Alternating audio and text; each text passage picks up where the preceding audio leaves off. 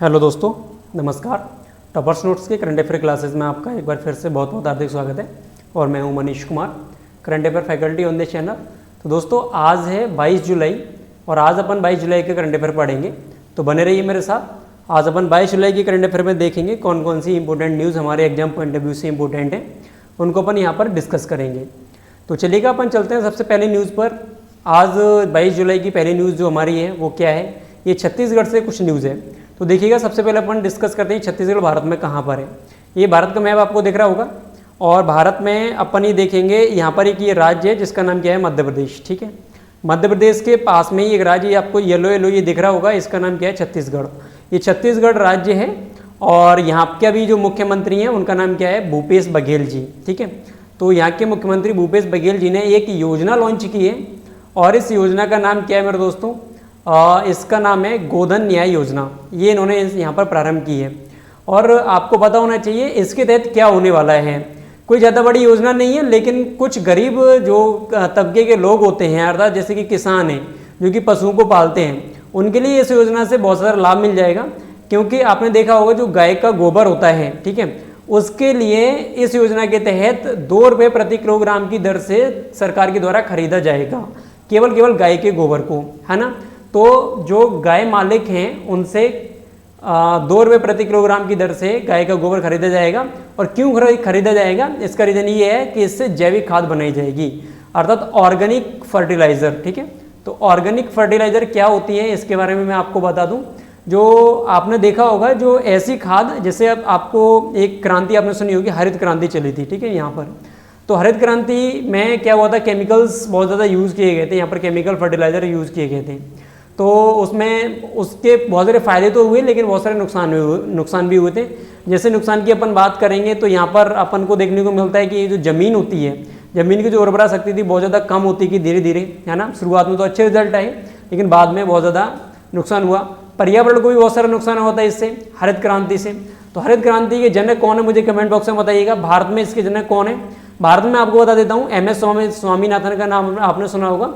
MS Swaminathan Bharat में हरित क्रांति के जनक कहलाते हैं। ठीक है, लेकिन पूर्ण रूप से विश्व लेवल पर हरित क्रांति का जनक किसको बोला जाता है और वो किस देश के निवासी हैं, मुझे आप कमेंट बॉक्स में बताइए। अच्छा, इसके अलावा आपको पता होना चाहिए, अपन बात कर रहे थे ऑर्गेनिक फार्मिंग की, ऑर्गेनिक फर्टिलाइज़र की। तो इसमें क्या होता है मेरे दोस्तों, इस फर्टिलाइज़र को किससे बनाया जाता है, तो इसमें बहुत सारी चीज़ें यूज की जाती हैं, जैसे कि पीड्स होते हैं उनको यूज किया जाता है, और जो एनिमल वेस्टेज होते हैं, अर्थात ये गोबर वगैरह, ठीक है, एनिमल वेस्टेज होता है, इसको इसमें यूज किया जाता है। प्लांट वेस्टेज होते हैं, है ना, मतलब पौधे जो ऐसे जो खराब हो जाते हैं तो उनको यूज किया जाता है। इन सभी चीज़ों को मिलाकर जो खाद बनाई जाती है उसका नाम होता है ऑर्गेनिक फार्मिंग। और भारत में सबसे पहला ऐसा कौन सा राज्य है जो ऑर्गेनिक फार्मिंग करने वाला सबसे पहला राज्य बना था, अर्थात वहाँ पर पूरी तरह से जो खेती होती है वो ऑर्गेनिक खेती ही होती है। तो उसका नाम क्या है, उसका नाम आपको मिलेगा सिक्किम। और ये भारत में सिक्किम कहाँ पर बनता है ये भी आप मैप से देख लीजिएगा। ये देखो, भारत का मैप आपको दिख रहा होगा और भारत में अपन इधर देखेंगे, थोड़ा सा जूम करके अपन देखेंगे इसको, यहाँ से आइए। तो ये बिहार आपको दिख रहा है ना, इस बिहार के ऊपर जो देश है उसका नाम क्या है, नेपाल। और इसके बराबर में यहाँ पर ये पश्चिम बंगाल, इधर से आप देखेंगे ये पश्चिम बंगाल है। और इसके ऊपर जो एक छोटा सा राज्य आपको दिख रहा होगा, इसका नाम है सिक्किम। ठीक है, तो ये सिक्किम भारत देश का पहला ऐसा राज्य था जिसने ऑर्गेनिक फार्मिंग को पूर्ण रूप से अपने राज्य में किया। चलिएगा, तो ये रहा पहला न्यूज़। और इस प्रकार की, अर्थात गोबर को खरीदने वाली सबसे पहली इस प्रकार की देश की योजना है ये। इससे पहले ऐसी कोई भी योजना नहीं चली थी। तो मुख्यमंत्री मैंने आपको बता दिए भूपेश बघेल जी हैं, और इसके जो राज्यपाल हैं वो आपको मैं बता देता हूँ। यहाँ की एक राज्यपाल है जो कि महिला हैं, इनका नाम आपको मिलेगा अनुसुईया उइके। ठीक है, तो अनुसुईया उइके वर्तमान में छत्तीसगढ़ की राज्यपाल हैं। इनके बारे में पिछली क्लास में आपको बता चुका हूँ। और छत्तीसगढ़ के बारे में अगर अपन बात करेंगे तो छत्तीसगढ़ पहले मध्य प्रदेश का हिस्सा हुआ करता था, लेकिन ये छत्तीसगढ़ जो है वो मध्य प्रदेश से अलग हो चुका है। तो ये कब अलग हुआ था ये मैंने पिछली क्लासेस में, अभी कुछ ही दिन पहले की क्लास में आपको पढ़ाया हुआ है। मुझे कमेंट बॉक्स में बताइएगा कि कब छत्तीसगढ़ मध्य प्रदेश से अलग होता है। और छत्तीसगढ़ की जो सीमा टच होती है, इधर से देखेंगे तो आप आंध्र प्रदेश, इधर से तेलंगाना, इधर से महाराष्ट्र, इधर से मध्य प्रदेश, उत्तर प्रदेश, झारखंड और उड़ीसा, इतने राज्यों से इसकी सीमा टच होती है। तो ज्योग्राफिकल और पॉलिटिकल नॉलेज अपन साथ साथ लेते चलें, इस करंट अफेयर के साथ साथ चलेगा। इस प्रकार से पहली न्यूज समाप्त होती है। अपन चलते हैं नेक्स्ट न्यूज पर। तो ये देखिएगा, अभी आपको पता होगा एनसीईआरटी ने कुछ सिलेबस में चेंजेसमेंट किए हैं, तो एनसीईआरटी के साथ साथ सीबीएसई बोर्ड ने भी चेंजमेंट किए हैं। तो हर एक बोर्ड लगभग सीबीएसई है ना, हर एक बोर्ड लगभग चेंज कर रहा है अपने सिलेबस में बिकॉज ऑफ कोविड-19 है ना, कोरोना वायरस की वजह से यहाँ पर चेंजमेंट किए जा रहे हैं। लेकिन रीजंस जो मतलब जो चेंजमेंट यहाँ पर आ रहे हैं उनमें क्या क्या चेंजमेंट किया जा रहा है, तो अपन हर एक बोर्ड का तो ना याद रखें, लेकिन एनसीईआरटी का जरूर याद रखें क्योंकि थोड़ा सा इंपॉर्टेंट बनता है। तो एनसीईआरटी ने जो चेंजमेंट किया है वो क्या है, देखो जो क्लास 12 का एक पाठ्यक्रम है तो उसमें एक बुक हुआ करती है, इसका नाम है politics in India since independence. ये क्लास 12 की बुक है और ये 8 साइड्स में बुक मिलेगी, ठीक है, आर्ट्स के सब्जेक्ट है। तो इस बुक में एक नया चैप्टर जोड़ा है, उस चैप्टर का नाम क्या है, जम्मू कश्मीर की धारा 370 का समापन। अर्थात आपको पता होगा 5 अगस्त 2019 को प्रधानमंत्री नरेंद्र मोदी ने एक अनाउंस किया था, अनाउंस नहीं बोले तो एक संशोधन बोले, अर्थात मोदी सरकार ने एक संशोधन किया था 2019 में, है ना, 2019 में। तो उसमें क्या हुआ था कि जो जम्मू कश्मीर की धारा 370 है और अनुच्छेद 35A है, इसको पूरी तरह से समाप्त कर दिया गया। और समाप्त कर देने के बाद में अब यही चैप्टर एनसीईआरटी ने अपने सिलेबस में जोड़ लिया है। और जो चैप्टर इसके द्वारा हटाया गया है उसका नाम क्या है, सेपरेटिज्म एंड बियॉन्ड। ये चैप्टर इस पुस्तक में मिलता है, इस चैप्टर को हटा दिया गया है। तो एनसीईआरटी के बारे में आपको एक छोटी सी डिटेल बता दूं। देखो ये एनसीईआरटी का लोगो आपको दिख रहा होगा, ये एनसीईआरटी का लोगो है और ये पुस्तक है जिस पुस्तक में इसको हटाया गया था और जोड़ा गया है, ठीक है। और इसके अलावा आपको पता होना चाहिए एनसीईआरटी के बारे में छोटी सी जानकारी कि एनसीईआरटी का पूरा नाम आपको क्या देखने को मिलेगा। देखो एनसीईआरटी तो एक शॉर्ट में नाम है ना, एनसीईआरटी का पूरा नाम क्या है, तो एनसीईआरटी का पूरा नाम मिलेगा national council of education research and training. ये एनसीईआरटी का पूरा नाम है और इसकी जो स्थापना हुई थी वो वर्ष 1961 में हुई थी। और इसके अलावा इसमें जो एक एक्ट आया था जिस एक्ट के तहत इसकी स्थापना हुई थी, उस एक्ट का नाम आपको मिलेगा सोसाइटीज रेगुलेशन एक्ट, ठीक है, सोसाइटीज रेगुलेशन एक्ट। इस एक्ट के तहत एनसीईआरटी की स्थापना होती है और इसका हेडक्वार्टर आपको देखने को मिलेगा दिल्ली में, एनसीईआरटी का। और इसका जो अध्यक्ष अर्थात जो प्रेसिडेंट होते हैं वो कौन होते हैं, अभी कौन है वर्तमान में, पहले तो अपन ये बात करेंगे। तो वर्तमान में कौन है, तो जो हमारे केंद्रीय मानव संसाधन मंत्री हैं जिनका नाम क्या है, रमेश पोखरियाल जी। तो रमेश पोखरियाल वर्तमान में एनसीईआरटी के अध्यक्ष हैं। अच्छा, इसके अलावा आपको पता होना चाहिए कि जो इसके निदेशक होते हैं, है ना, वो निदेशक कौन है वो भी आप देख लीजिएगा। यहाँ पर यहाँ देखिएगा डॉक्टर, अर्थात इसके डायरेक्टर की बात कर रहा हूँ मैं, तो डॉक्टर हृषिकेश जी, ठीक है, हृषिकेश जी वर्तमान में कौन है, इसके एनसीईआरटी बोर्ड के ये मिलेंगे आपको निदेशक, डायरेक्टर। चलिएगा, इस प्रकार से न्यूज समाप्त होती है। अच्छा, धारा 370 क्या है ये भी आप, ये तो अब समाप्त हो चुकी है तो ज़्यादा पढ़ने का वो आप इंटरेस्ट ना रखें, लेकिन फिर भी मैं आपको छोटी डिटेल बता दूं। 35A और इन दोनों को कंबाइन करके एक सबसे बड़ी जो समस्या थी इसको लेके वो ये थी कि जम्मू कश्मीर में अपन लोग जाके, अर्थात अन्य राज्य के लोग जाके वहाँ पर कोई भी संपत्ति नहीं खरीद सकते हैं। और अगर वहाँ की लड़की से शादी कर लो और यहाँ का लड़का वहाँ की लड़की, अगर वहाँ की लड़की से शादी कर लेता है तो इसके लिए कुछ नियम और थे, लेकिन वहाँ का लड़का और यहाँ की लड़की तो उसके लिए नियम कुछ और थे, दोनों में अंतर था। तो ये बहुत सारी समस्याएं थी, इसलिए 35A को हटाया गया। और दूसरी बात, 35A को भारत के संविधान में संशोधन करके नहीं जोड़ा गया था, इसको केवल राष्ट्रपति ने एक आदेश दिया था, उस आदेश के तहत ही जोड़ दिया गया था।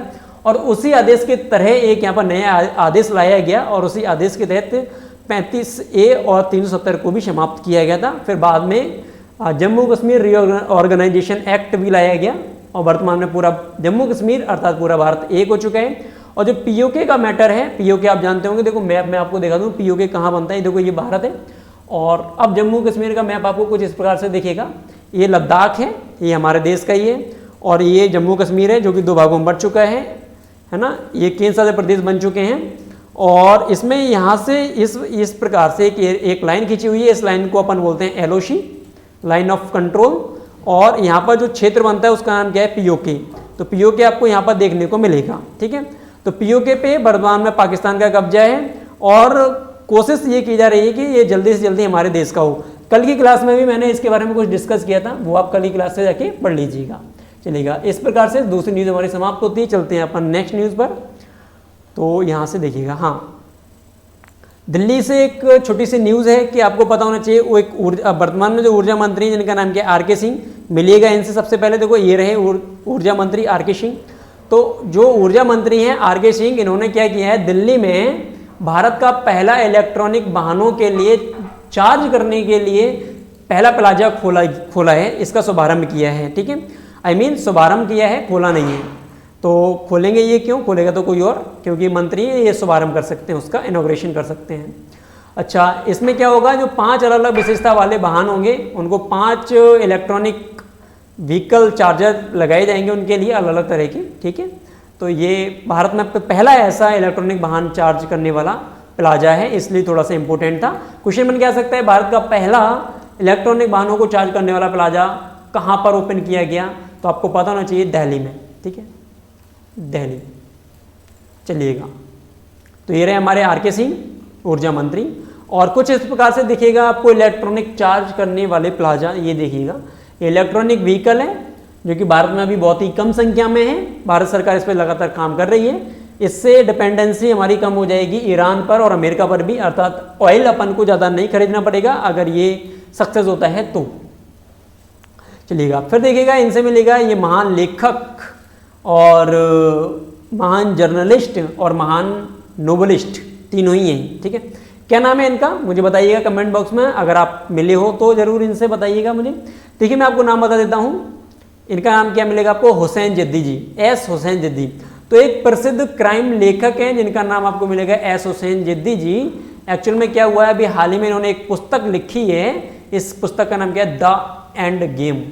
ठीक है, ये पुस्तक लिखी गई है और इस पुस्तक में राजनीति, विश्वासघात और अकल्पनीय आतंकवाद के बारे में चर्चा की गई है। राजनीति भी बताई गई है कि भारत में कैसी राजनीति चल रही है वर्तमान में, क्या क्या प्रॉब्लम्स हैं। यहाँ पर जो विश्वासघात होता है उसके बारे में बताया गया है।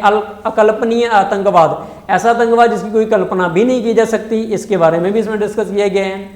तो ये सब चीज़ें इस पुस्तक में लिखी गई हैं। तो क्वेश्चन बन क्या सकता है कि अभी हाल ही में लिखी गई द एंड गेम पुस्तक किसके द्वारा लिखी गई है, तो लेखक एस हुसैन जद्दी जी। अच्छा, इनके बारे में आपको मैं बता दूं, इन्होंने कुछ अन्य पुस्तक भी लिखी है। इन पुस्तक का नाम क्या मिलेगा आपको, black Friday, mafia queen of Mumbai, Dongri to Dubai, ये सब इनके द्वारा लिखी गई पुस्तक हैं। और इनका जो ऑक्यूपेशन है, यानी कि ये जो हुसैन जद्दी है, इनका जो ऑक्यूपेशन है वो ऑक्यूपेशन क्या है, ये देखो एक नोबलिस्ट भी हैं। ठीक है, और साथ ही साथ नोबलिस्ट के साथ साथ ये जर्नलिस्ट भी हैं, और जर्नलिस्ट के साथ साथ ये एक अच्छे खासे जाने माने ऑथर्स भी हैं। मुंबई अटैक हुआ था एक बार, आपको पता होगा, मुंबई में जो आतंकवादी हमला हुआ था उससे ये थोड़े से कनेक्टेड हैं। अब किस प्रकार से कनेक्टेड हैं, मतलब आतंकवादी से संबंधित थे या नहीं थे, या इन्होंने उसके ऊपर कोई पुस्तक लिखी है, ये मैं आपको नहीं बताना चाहता, क्योंकि आपसे मैं कमेंट बॉक्स में पूछना चाहता हूँ। तो आप मुझे बताइएगा कमेंट बॉक्स में कि ये मुंबई हमले से, जो कि अभी नहीं, लगभग 10 साल पुराना हो चुका है, 12 साल पुराना हो चुका है, तो क्या ये जो हुसैन जद्दी जी हैं वो किस प्रकार से इस हमले से कनेक्ट थी। अच्छा, इसके अलावा इनका एक न्यूज़ और इनसे रिलेटेड बता दूं कि इनका ईरान में एक बार किडनैप भी हुआ था। ठीक है, हुसैन जद्दी जी का इराक में। चलिएगा, फिर अपन चलते हैं नेक्स्ट न्यूज़ पर। तो ये देखो, ये पुस्तक है द एंड गेम, जो कि हुसैन जद्दी जी के द्वारा लिखी गई है, ये वाली पुस्तक है। ठीक है, the end game. Next news पर चलते हैं। देखिएगा, भारतीय रेलवे, आपको पता होगा भारतीय रेलवे अभी क्या चल रहा है, इसका प्राइवेटाइजेशन चल रहा है। अर्थात रेलवे जो है ना, अभी तो पब्लिक सेक्टर की कंपनी है, या कंपनी नहीं बोले तो पब्लिक सेक्टर में काम कर रही है, अर्थात सरकार के अंडर में काम कर रही है। सीधी सी बात यहाँ पर आइएगा। ठीक है, यानी कि रेलवे सरकार की है, प्राइवेट में अभी तक इसका कोई भी हिस्सा नहीं गया है, लेकिन भारत सरकार ऐसा सोच रही है कि इसको अपन प्राइवेट कंपनियों को दे दें, अदर प्राइवेट कंपनियां ही रेलवे को चलाएंगी।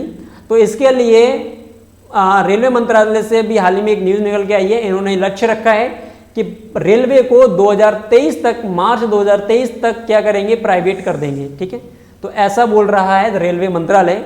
और वर्तमान में जो रेल मंत्री हैं वो कौन है मेरे दोस्तों, वो मुझे कमेंट बॉक्स में मत बताओ, मैं आपको यहीं पर बता देता हूँ, पीयूष गोयल जी। ठीक है, पीयूष गोयल वर्तमान में रेल मंत्री हैं। और आपको पता होना चाहिए अगर रेलवे प्राइवेट में जाएगी तो इसमें जो ड्राइवर्स होंगे वो भी प्राइवेट होंगे, और जो इसका रख रखाव का जो खर्चा आएगा, गार्ड्स वगैरह होंगे, सब प्राइवेट ही होंगे ना। प्रोटेक्शन फोर्स जाएगा वो भी प्राइवेट होगा। तो कुल मिला के कैसे प्राइवेटाइजेशन किया जाएगा इसका वो अपन देखेंगे, समय बताएगा, अभी तो नहीं हो रहा, इट विल टेक टाइम, थोड़ा सा समय लगेगा। तो ये रही भारतीय रेल जो कि वर्तमान में इस प्रकार की दिखती है, और जब इसका प्राइवेटाइजेशन हो जाएगा तब देखेंगे अपन ये किस प्रकार की दिखेगी, जब इसका निजीकरण होगा तब। और आपको पता होना चाहिए लाल किला है ना, लाल किला जो कि दिल्ली में स्थित है, जिसको मुगल एम्परर ने बनवाया था, है ना, मुगल बादशाह ने बनवाया था। तो किस मुगल बादशाह ने इसको बनवाया था मुझे कमेंट बॉक्स में बताओ, लाल किला किसने बनवाया। और आपको ये मैं बता दूं, ये दिल्ली में जो स्थित है, ये वाला लाल किला मेरे दोस्तों अभी तक भारत सरकार इसको मैनेज कर रही थी, है ना, पूरा रख रखाव का सब कुछ मेंटेनेंस इसके हाथ में था। लेकिन भारत सरकार ने क्या किया, इसको प्राइवेट हाथों में दे दिया, और एक प्राइवेट ग्रुप की कंपनी है जिसका नाम क्या है, डालमिया ग्रुप। ठीक है, सॉरी, डालमिया ग्रुप, इस कंपनी को दे दिया गया है लाल किला का मेंटेनेंस। तो ऐसे ही रेलवे को भी कहीं किसी न किसी कंपनी को दिया जाएगा। चलिए, तो ये रहे वर्तमान में रेल मंत्री जिनका नाम क्या है, पीयूष गोयल जी। ठीक है, इनसे मिलेगा। और अपन चलते हैं नेक्स्ट न्यूज़ पर। अभी देखिएगा, ये भारत है हमारा, और भारत देश में इसके पड़ोस में इधर ये पूर्वी पाकिस्तान है, सॉरी ये पश्चिमी पाकिस्तान है, और ये पूर्वी पाकिस्तान है। और पूर्वी पाकिस्तान को अपन बांग्लादेश के नाम से जानते हैं, और ये रहा आपका बांग्लादेश, क्योंकि इस यहाँ पर बनता है। यहाँ कुछ भारत जैसा ही मैप बन जाता है बांग्लादेश का ही।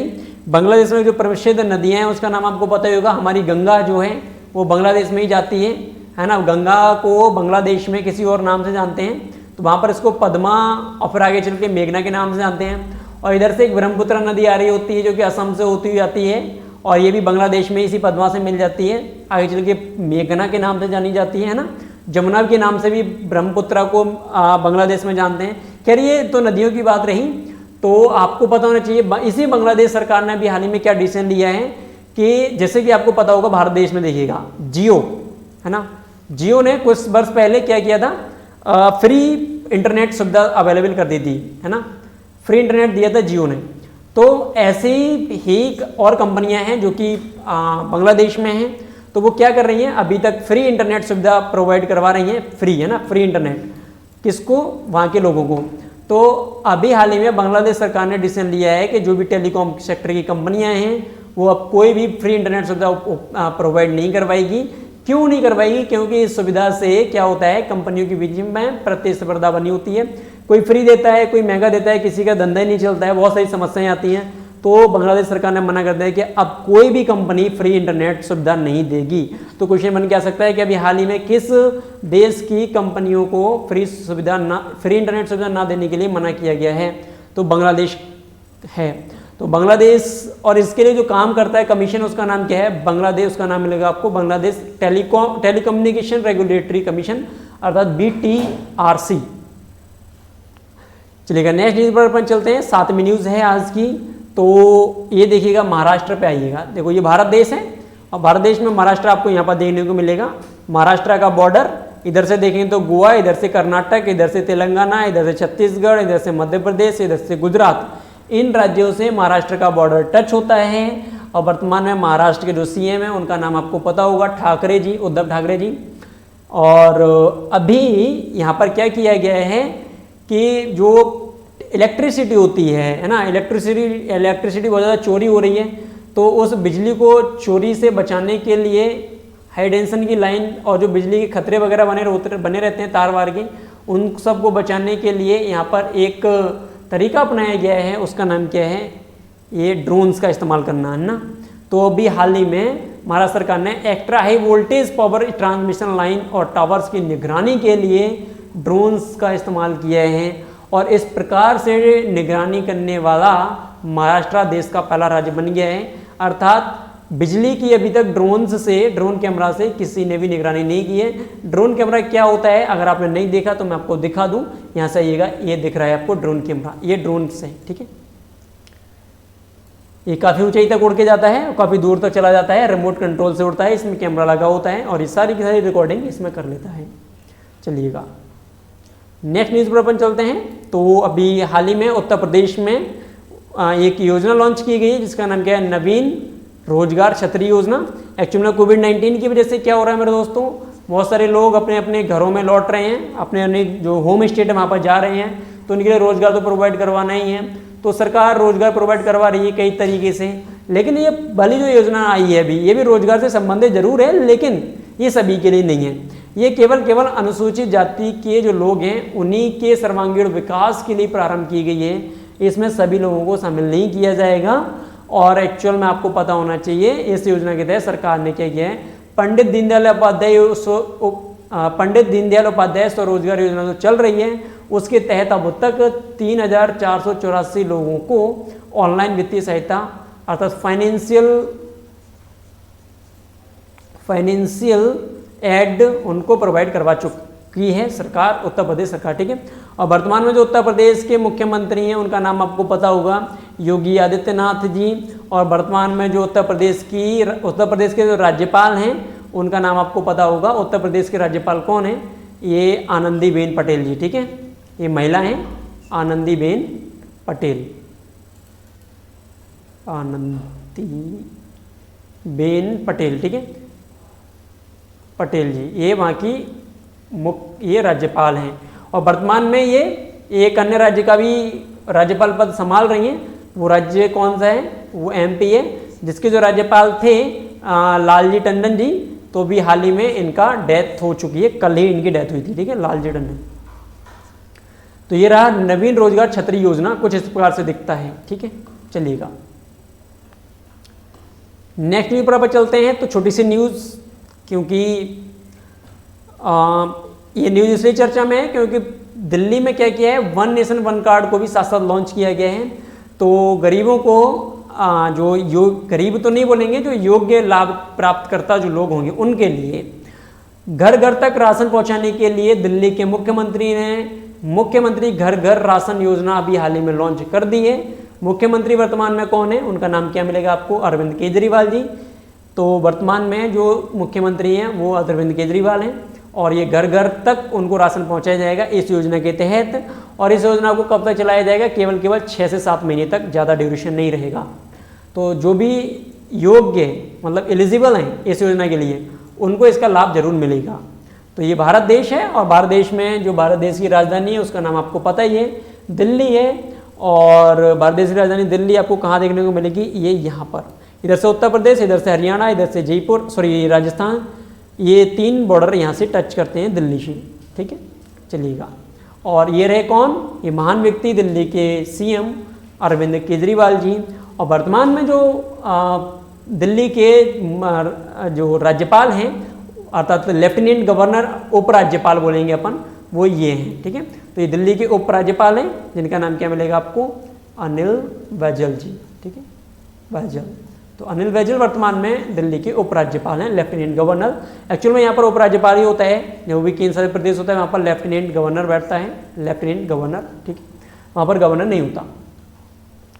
नेक्स्ट न्यूज़ पर अपन जाएंगे तो देखिएगा, अभी हाल ही में जो मानव संसाधन विकास मंत्री हैं, मिलिएगा इनसे, देखो ये रहे मानव संसाधन विकास मंत्री, है ना, जिनका नाम क्या मिलेगा आपको, रमेश पोखरियाल जी।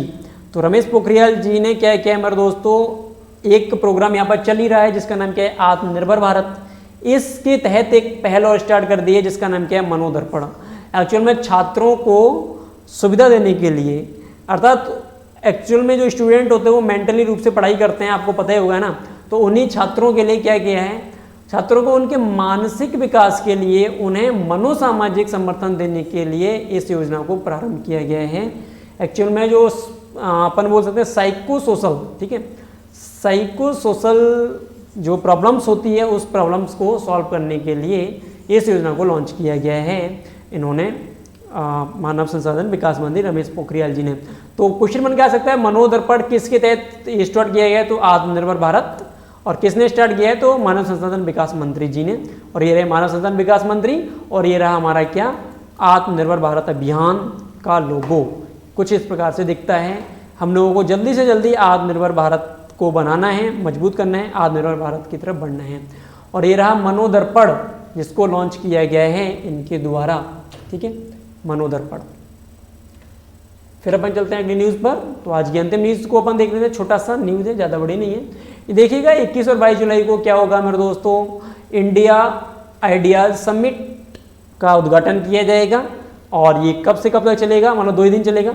और ये इसकी जो मेजबानी करेगा, अर्थात इसको जो मैनेज करेगा, वो उसका नाम क्या है, अमेरिका भारत व्यवसाय परिषद।